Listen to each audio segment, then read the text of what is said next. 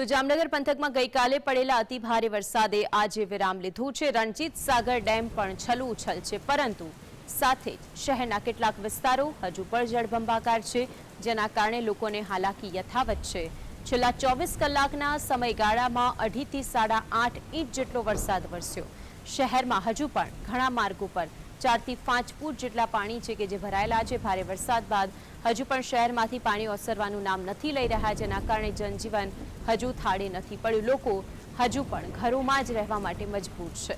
કુદરતના મેઘ તાંડવ સામે સૌ કોઈ લાચાર છે, પરંતુ જામનગરમાં તો તંત્રની કામગીરી સામે પણ સવાલ ઉઠી રહ્યા છે।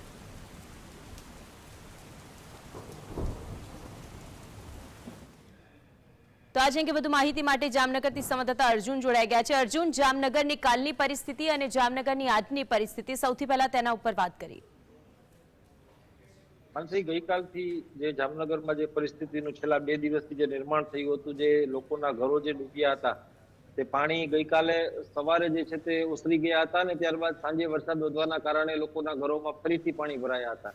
ત્યારબાદ આજે ફરીથી પાણી તો ઓસર્યા છે, પરંતુ જે પૂર બાદની જે સ્થિતિ હોય તે સ્થિતિ ખૂબ જ અત્યારે ગંભીર અને ભયાવહ છે તે જોવા મળી રહી છે। કારણ કે લોકોના ઘરમાં જે મોટા પાયે કાદવ કીચડનું સામ્રાજ્ય અને જે મોટા પાયે જે નુકસાની જે છે તે લોકોના ઘરોમાં જોવા મળે છે। કારણ કે જે ઇલેક્ટ્રોનિક તમામ જે વસ્તુઓ હોય તે તમામ વસ્તુઓ ખરાબ થઈ ગઈ છે, ફર્નિચર પલળી ગયું છે, લોકોની ઘર વખરી પલળી ગઈ છે અને સાથે સાથે લોકોને ખાવા માટેનું અનાજ પણ પલળી ગયું છે। લોકો સાથે જ્યારે ગ્રાઉન્ડ ઝીરો પરથી જ્યારે વાત કરવાની પ્રયત્ન કર્યો ત્યારે લોકોએ તેમની આપવીતી જણાવી અને તેઓએ કહ્યું કે જે વરસાદના જે 8-8 ફૂટ જેટલા પાણી જ્યારે ઘરમાં ભરાયા હતા, ત્યારે જે લોકો જે છે તે પહેલા માળે ત્યાં પહોંચી ગયા હતા અને પહેલા માળે પહોંચ્યા બાદ જે વરસાદ જે રીતની પરિસ્થિતિ જે નિર્માણ પામી હતી, ત્યારે હાલ જે તમામ લોકોના જે અનેક વાહનો પણ જે છે તે તણાયા છે, ત્યારે વાહનો તણાવવાની પરિસ્થિતિમાં જે ત્યારે હાલ જે લોકોને મોટા પાયે નુકસાની થઈ છે, પૂરના પાણી તો ઓસર્યા છે, પરંતુ જે મોટા પાયે નુકસાનીના અહેવાલ તે ત્યારે હાલ જે સામે આવી રહ્યા છે। હજુ પણ વરસાદી જોર યથાવત છે, એટલે કે ઉપરવાસમાં વરસાદ પડી રહ્યો છે, કારણ કે છેલ્લા જે 2 દિવસથી જે સતત જે વરસાદ જે વરસી રહ્યો છે તેના કારણે જે હજુ પણ જે વરસાદની આગાહી છે, ત્યારે લોકોના ઘરોમાં જે પાણી ભરાવાની ભીતિ જે છે તે હજુ પણ લોકોને જે છે તે સતાવી રહી છે। માનસી, અર્જુન, કાલરોજ આપે જે સોસાયટીની મુલાકાત લીધી હતી, રાજમૂતી સોસાયટીની અંદર, ત્યાંની અત્યારની શું પરિસ્થિતિ છે? સાથે સાથે આ જે વિસ્તારોની અંદર હજુ પાણી ઓસર્યા નથી, ત્યાં તંત્રની કામગીરીને લઈને શું વિગતો છે? ગઈકાલે જે રાજમોતી સોસાયટીમાં જ્યાં આપણે ગઈકાલે જે આપણે પરિસ્થિતિ જે ગ્રાઉન્ડ ઝીરો રિપોર્ટ જે આપણે જોયો હતો, જે પરિસ્થિતિ જે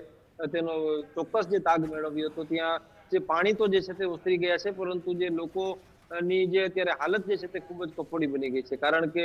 જે રીતના તેમના ઘરોમાં જે પાણી ગયું હોય અને જે નુકસાની જે થઈ છે તે મોટા પાયે, એક તરફ ગંદકી પણ જે છે તે જોવા મળશે, કારણ કે કચરો પણ જે છે તે પાણીમાં તણાઈને જે છે તે આવ્યું છે, એટલે કે સોસાયટીમાં મોટા પાયે ગંદકીના પણ જે છે તે હવે ગંજ જોવા મળશે। તેના કારણે બીમારીમાં પણ જે છે તે વધારો થઈ શકે છે। ખાસ કરીને તંત્રની કામગીરીની જો આપણે વાત કરશું, તો જે વિસ્તારોમાં સવારથી જે પાણી